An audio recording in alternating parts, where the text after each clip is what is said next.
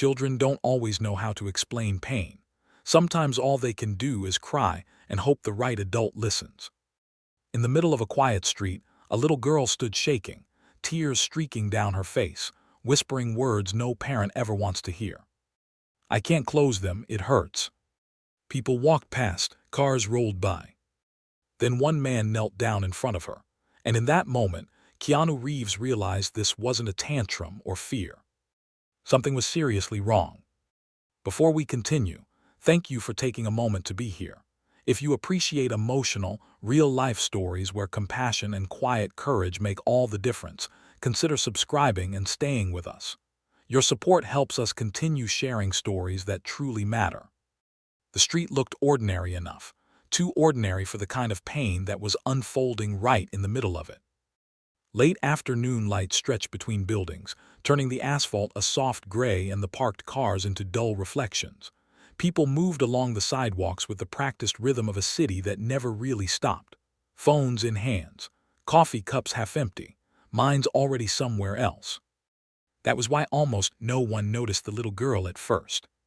She stood near the curb, small boots planted unevenly, her shoulders drawn inward as if she were trying to fold herself into something smaller. Her hands hovered uselessly near her face, fingers trembling. Tears slid down her cheeks in hot, helpless streaks, and her breathing came in sharp, uneven pulls. "Daddy," she whimpered, her voice cracking, "it hurts." The word didn't carry far, it wasn't loud enough. Pain rarely is. Her father, Keanu Reeves, was crouched a few feet away, one knee on the pavement, one foot flat, holding his hand out to her slowly, carefully. Not grabbing, not rushing, just offering presence. "I'm right here," he said softly. "Talk to me, sweetheart." She shook her head, crying harder now. "I can't close them," she sobbed. "I try, but it hurts. It really hurts." Keanu's face tightened, not with panic, but with focus. The kind that came from a lifetime of learning when to stay calm even when something inside you wanted to shatter. He'd been walking with her back from the small park a few blocks away, ice cream still sticky on her fingers, a conversation about dogs they'd passed and which ones looked friendly, a normal afternoon, a safe one. Until she stopped walking. At first he'd thought she was tired, maybe a scraped knee, maybe a shoe rubbing the wrong way. Kids were fragile like that, sometimes emotionally, sometimes physically, sometimes both at once. But then she'd squeezed her eyes shut and screamed. Not a tantrum scream, not frustration. Pain. She tried again now, squeezing her eyelids tight. Her face twisted, and she cried out, hands flying up instinctively. "Stop, stop," Keanu said gently, rising just enough to close the distance between them. He knelt fully now, level with her. "Don't force it, just look at me."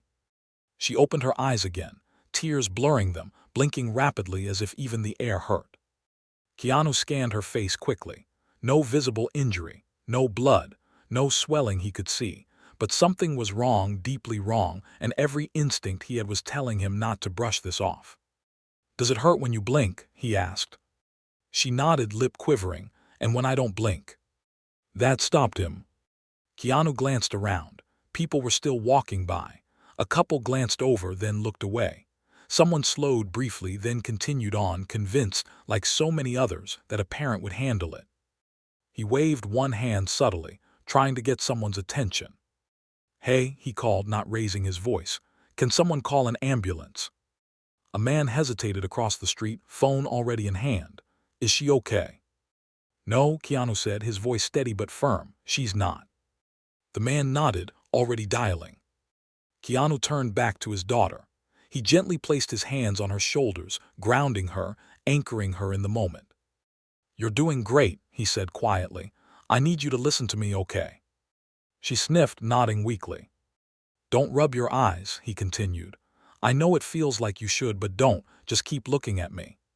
She tried, but another wave of pain hit, and she whimpered, her body tensing. "I know," he murmured. "I know, I'm right here." His mind raced, not chaotically but methodically. Chemicals, pollen, something she touched at the park. He replayed the afternoon in his head with sharp clarity, the playground equipment, the grass, the stray cat she'd tried to pet before he gently stopped her. "Did you touch your eyes after the park?" he asked. She nodded again, small and miserable. They were itchy. Keanu exhaled slowly. "Okay," he said, "that helps." Sirens were faint in the distance now, not close enough, not yet. He pulled his jacket off and draped it around her shoulders, not because she was cold, but because it was something familiar, something that smelled like home. She clutched it tightly. "Daddy," she whispered again, voice barely there, "am I gonna be blind?" The question hit him harder than anything else. He swallowed, keeping his face calm. "No," he said without hesitation. "You're not. This hurts, but it's not going to last forever, I promise." She searched his face, desperate for truth. He gave it to her steady, unflinching. "I've got you," he added, "always." The ambulance arrived moments later, tires screeching softly as it pulled up. Paramedics jumped out, moving fast but controlled. "What happened?" one asked, kneeling immediately. Keanu explained quickly, clearly. No drama, no wasted words. They examined her eyes with care, shining a small light briefly before stopping when she cried out again. "Chemical irritation," one of them said quietly to the other. "Possibly plant oils. We need to flush them, now." Keanu nodded. "Do it." They guided his daughter gently onto the stretcher. She reached for him instantly, fingers gripping his sleeve. "Don't go," she pleaded. "I'm not," he said, climbing in beside her without hesitation. As the doors closed and the ambulance pulled away, the street returned to its rhythm. People resumed walking. Cars moved again. The moment passed for everyone else. But for Keanu, time had narrowed to one thing: the sound of his daughter's breathing and the trust in her grip. At the hospital, the lights were too bright, the air too clean. Nurses moved efficiently, voices calm and practiced. Her eyes were flushed repeatedly, carefully, until the pain began to ease. It took nearly an hour before she finally relaxed enough to close them without crying. When she did, Keanu felt something loosen in his chest that he hadn't realized he'd been holding. "There," she whispered sleepily, "it doesn't hurt as much." He smiled, brushing her hair back gently. "See, you were brave." She drifted off soon after, exhaustion overtaking fear. Keanu stayed by her side, one hand resting lightly on the bed rail, the other holding hers.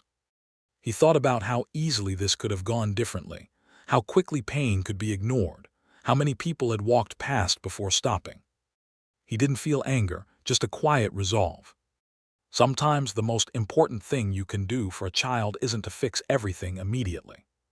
Sometimes it's simply to kneel down in the middle of the street, listen when they say it hurts, and refuse to look away. And when his daughter finally slept peacefully, eyes closed without pain, Keanu remained there, silent, steady, exactly where she needed him to be. Because some moments don't go viral because they're dramatic. They matter because someone chose to care when it counted most. The room was quiet in the way hospitals always were at night, not silent, but hushed, as if every sound had learned to walk on tiptoe. Machines hummed softly. A monitor blinked with steady patience. Outside the narrow window, the city glowed in fragments of yellow and white, distant and indifferent. Keanu Reeves sat in the chair beside the bed, unmoving. His daughter slept curled on her side, one small hand still wrapped around two of his fingers, as if letting go, even now, might make the pain come back. Her breathing was slow, even, peaceful at last. The doctor had been clear. "She's going to be fine," she'd said. "Severe irritation but no permanent damage. You got her here in time." In time. The words echoed in Keanu's mind long after the doctor had left. He leaned forward slightly, resting his elbows on his knees, lowering his head just enough to bring his forehead close to his daughter's hand. He didn't kiss it. He didn't move it. He just stayed there, breathing with her. For most of the world, he was a familiar face, a calm presence on screens, a man people thought they knew. But here in this room, none of that mattered. Here, he was just a father who had been terrified. The thought crept in slowly, unwelcome and sharp. What if I hadn't noticed fast enough? He replayed the moment again, the way she'd stopped walking, the way her voice had cracked when she said it hurt. How easy it would have been to dismiss it, to say, "You're okay," and keep going. He'd done that before, every parent had. Kids fell, kids cried, kids bounced back. But this time, something had been different. He'd listened. And that was the part that stayed with him. A nurse entered quietly, adjusting the IV, checking the chart.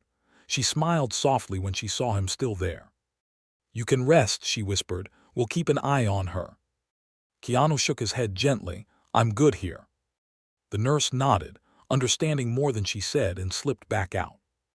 Hours passed. Midnight gave way to something closer to morning. The city outside changed its tone, less noise, more stillness. At some point, his daughter stirred. "Daddy," she murmured, eyes still closed. "I'm here," he said instantly. Her brow furrowed slightly, then smoothed. She sighed, a small sound of relief. "It doesn't hurt," she said sleepily.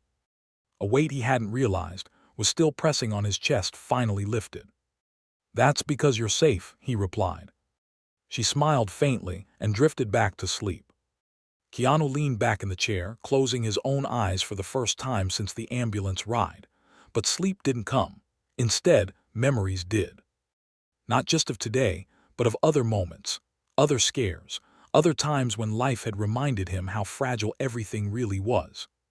Fame hadn't taught him that. Loss had. When dawn finally crept into the room, pale and tentative, his daughter woke fully. She blinked carefully, testing, then opened her eyes wide. "It's okay," she said, surprised. "I can open them." He smiled, this time without restraint. "Told you." She sat up slowly, then frowned. "You didn't sleep." "I did," he lied gently. She studied him for a second, then reached out and touched his cheek with her small hand. "Thank you for staying," she said. The simplicity of it hit harder than anything else. "Always," he replied. Later that morning, after the paperwork and the final checkups, they walked out of the hospital together. She held his hand tightly, not because she needed help walking, but because she wanted to. Outside, the city was fully awake again. People hurried past, cars honked, life went on. They paused at the curb. She looked up at him. "Daddy." "Yeah. When it hurt yesterday, I was really scared." "I know. But you didn't look scared," she said. He crouched down to her level, meeting her eyes. "That's because sometimes," he said slowly, choosing his words, "being brave doesn't mean you're not afraid. It means you don't let fear decide what you do." She considered that seriously, then nodded. They crossed the street together. And somewhere behind them, the place where she had cried and said it hurt looked exactly the same as it always had, ordinary, forgettable. But for Keanu Reeves, it would never be just another street. It would always be the place where listening changed everything.